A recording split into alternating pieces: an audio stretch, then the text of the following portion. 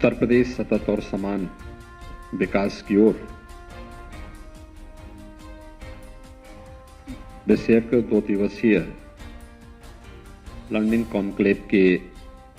आज के इस कार्यक्रम में मुख्य अतिथि के रूप में उपस्थित गुजरात की माननीय राज्यपाल सम्मान्य श्री आचार्य देवव्रत जी, प्रदेश सरकार में मेरे सहयोगी मंत्री कृषि मंत्री श्री सूर्य प्रताप शाही जी, विश्व बैंक के साउथ एशिया रीजन के practice manager Shri Oliver Breth, प्रदेश सरकार के मुख्य सचिव श्री दुर्गा शंकर मिश्र जी, कृषि उत्पादन आयुक्त श्री मनोज कुमार सिंह जी, अपर मुख्य सचिव सूक्ष्म लघु एवं मध्यम उद्यम विभाग श्री नवनीत सहगल जी, आज के इस कार्यक्रम में उपस्थित सभी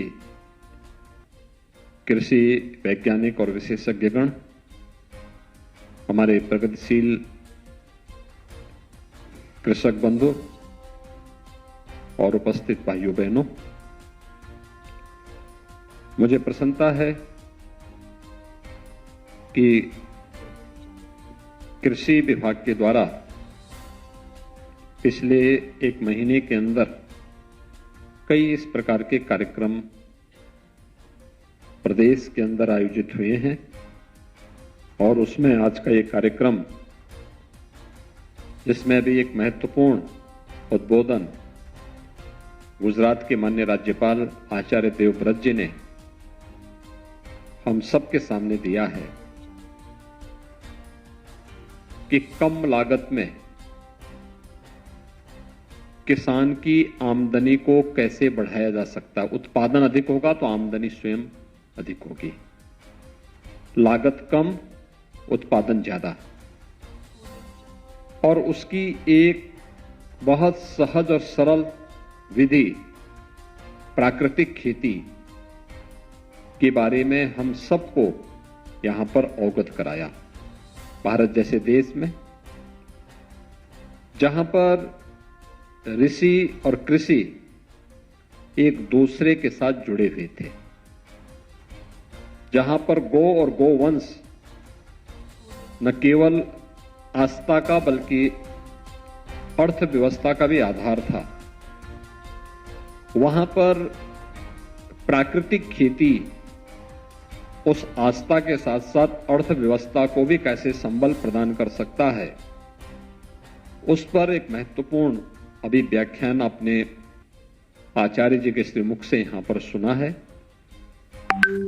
हम लोगों ने 2 वर्ष पहले, यानी लगभग 2-2.5 वर्ष पहले कानपुर में एक सेमिनार आयोजित किया था इसी प्राकृतिक खेती पर, और लगभग 500 से अधिक हमारे प्रगतिशील किसान उस कार्यक्रम में सम्मिलित हुए थे। उसका परिणाम है कि आज प्रदेश के अंदर हजारों हेक्टेयर भूमि में प्राकृतिक खेती होनी प्रारंभ हुई है, और जो प्रधानमंत्री जी की मंशा है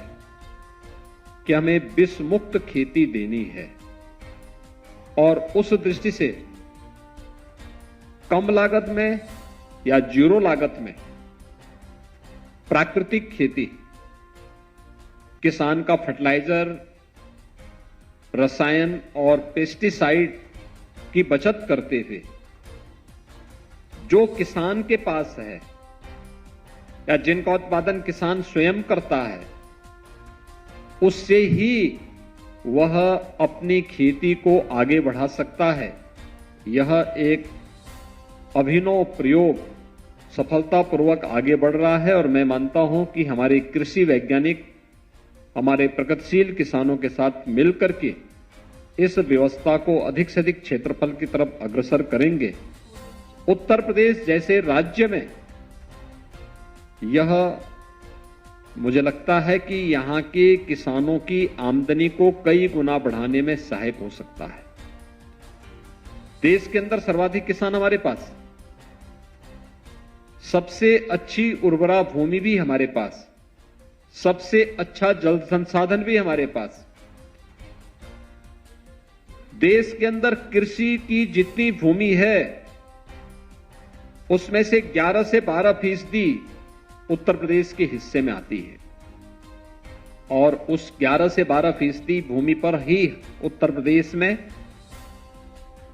अभी हम लोगों ने पूरी तकनीक का उपयोग नहीं किया है,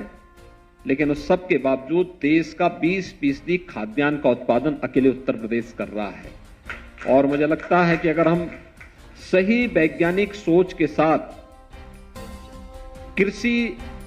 के आधुनिक तकनीक के साथ साथ प्राकृतिक खेती के इन सभी उपायों को भी उसके साथ लागू करना प्रारंभ कर देंगे तो उत्पादन तो हम बढ़ाने में सफल होंगे ही, लेकिन किसान की आमदनी को भी कई गुना बढ़ाने में यह निर्णायक साबित हो सकता है। एक चीज जो मुझे अक्सर देखने को मिलता है, हम लोग बचपन में जब खेतों में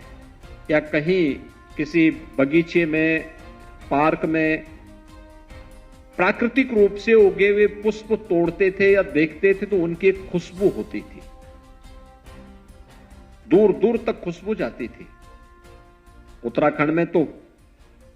फूलों की घाटी भी प्रसिद्ध है और यह मान्यता है कि वहां पर रात्रि के लिए किसी को रहने नहीं दिया जाता है, क्योंकि प्राकृतिक खेती के वहां पर जो यानी प्रकृति के द्वारा प्रदत्त पुष्पों से जो खुशबू आती थी इतनी ज्यादा आती थी कि रात्रि में वहां रुकने के लिए, इतने बड़े भूभाग में कोई व्यक्ति रात्रि को रुकेगा तो हो सकता है उसको कहीं नुकसान न हो, इसलिए वहां से उसको रात्रि में रुकने की मनाही प्रत्येक व्यक्ति के लिए वहां होती थी। आज हम देखते हैं जब हम केमिकल और फर्टिलाइजर से या पेस्टिसाइड से पुष्प का उत्पादन कर रहे हैं, हो सकता है उसकी साइज बड़ी हो गई हो लेकिन उसकी खुशबू गायब हो गई है। उसकी प्राकृतिक जो उसके अंदर एक गुण था वो उससे दूर हुआ है। ऐसे ही भोजन की स्वाद में भी हो सकता है खाद्यान्न बढ़ोतरी में हरित क्रांति ने सफलता प्राप्त की हो, लेकिन इसने स्वाद को कमजोर किया है। इसने तमाम प्रकार के अन्य दुष्परिणाम भी सामने लेके आए हैं। पंजाब से आप देखते होंगे कैंसर ट्रेन ही एक चलती है और यह बीमारी तेजी के साथ बढ़ती जा रही है। मुझे लगता है कि अगर मानवता की रक्षा करनी है और इस धरती तो उसके लिए हमें इस धरती माता की रक्षा करनी होगी, और धरती माता की रक्षा करनी है तो इसके लिए हमें प्राकृतिक खेती की तरफ जाना होगा। यही किसान के सतत और समान विकास का एक सबसे महत्वपूर्ण विकल्प वर्तमान में हम सबके सामने है। प्रधानमंत्री जी ने इस पर विशेष जोर दिया है और लगातार इसके बारे में न केवल उन्होंने अपने वक्तव्यों के माध्यम से बल्कि अब तो केंद्रीय बजट का भी इसे हिस्सा बनाया है। इसलिए हम सब अगर इसके साथ जुड़ते हैं तो उसके बहुत अच्छे परिणाम सामने आएंगे। उत्तर प्रदेश सरकार ने इस दिशा से 2020 में जो कार्यक्रम प्रारंभ किए थे, भारत सरकार ने गंगा के दोनों तटों पर 5-5 किलोमीटर के दायरे को इसके रूप में लेने के लिए एक विशेष अभियान को आगे बढ़ाया है। गंगा यात्रा के दौरान 2020 में भी राज्य सरकार ने इसके बारे में काफी जागरूकता के विशेष अभियान भी चलाए थे। साथ साथ इस बार के बजट में हम लोगों ने पूरे बुंदेलखंड क्षेत्र को इस दृष्टि से प्राकृतिक खेती के लिए हमने चयन किया है और गंगा के तटवर्ती क्षेत्र हमारे 27 जनपद आते हैं, 27 जनपद और 7 जनपद बुंदेलखंड के 34 जनपदों में हम प्राकृतिक खेती को बढ़ावा देने के लिए अपने अभियान को आगे बढ़ा रहे हैं और यह उत्तर प्रदेश में कृषि विभाग के द्वारा इसके लिए इस कार्यक्रम को आगे बढ़ाया जा रहा है और इसके लिए आवश्यकता पड़ेगी तो इसके लिए हम बोर्ड आदि के गठन की प्रक्रिया को भी तेजी के साथ आगे बढ़ाएंगे, जिससे इसे प्रोत्साहित किया जा सके। उत्तर प्रदेश में कृषि के साथ साथ, कृषि हमारे पास रोजगार सृजन का सबसे बड़ा माध्यम है और देश के अंदर सर्वाधिक किसान भी हमारे पास हैं। खाद्यान्न उत्पादन में देश के अंदर नंबर 1 पर उत्तर प्रदेश है, चाहे वह गेहूं उत्पादन में हो, फल उत्पादन में हो, चाहे वह किसी भी अन्य ऐसी, चाहे वह सब्जी उत्पादन में हो, दुग्ध उत्पादन में हो, गन्ना और चीनी उत्पादन में उत्तर प्रदेश नंबर 1 पर देश के अंदर है। लेकिन जहां हम लोगों ने इसमें प्रगति की है, 2 करोड़ 55 लाख किसान तो हमारे केवल प्रधानमंत्री किसान सम्मान निधि का लाभ उत्तर प्रदेश के अंदर प्राप्त कर रहे हैं। 2 करोड़ 55 लाख किसान, देश के अंदर सर्वाधिक किसान, यानी सर्वाधिक लोग खेती के साथ जुड़ करके अपनी रोजी रोजगार को भी आगे बढ़ाने का कार्य कर रहे हैं। हमारे पास कृषि के बाद जो सर्वाधिक रोजगार सृजन का क्षेत्र था वह है सूक्ष्म लघु और मध्यम उद्यम विभाग, और इस सेक्टर में 2017 के पहले स्थिति कुछ निराशाजनक थी, लेकिन 2017 के बाद जब आदरणीय प्रधानमंत्री जी की प्रेरणा से राज्य सरकार ने प्रदेश के अंदर सूक्ष्म लघु मध्यम उद्यम के, परंपरागत उद्यम की मैपिंग की और फिर उसके अनुरूप कार्यक्रम बनाए, आज प्रदेश के अंदर 90 लाख से अधिक ऐसे उद्यम अलग अलग स्थानों पर पूरे प्रदेश के अंदर कार्यरत हैं और करोड़ों की संख्या में प्रदेश के नागरिकों को वहां पर रोजगार और स्वतः रोजगार के साथ जोड़ने का अवसर भी प्राप्त हुआ है। वन डिस्ट्रिक्ट वन प्रोडक्ट की हमारी जो अभिनव योजना है, जिसके बारे में प्रधानमंत्री जी ने कहा कि वोकल फॉर लोकल, आत्मनिर्भर उत्तर प्रदेश और आत्मनिर्भर भारत की परिकल्पना को साकार करने को यह आधार स्तंभ बनेगी। और इन दोनों को मिलाकर के हम लोगों ने इस कार्यक्रम को वन डिस्ट्रिक्ट वन प्रोडक्ट में हर जनपद की अपनी एक यूनिक प्रोडक्ट है,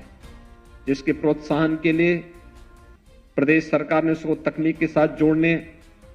उसके लिए मार्केट, उसकी ब्रांडिंग और उसे हर प्रकार से प्रोत्साहित करने के लिए राज्य सरकार ने अपने स्तर पर तो प्रयास प्रारंभ किए ही है।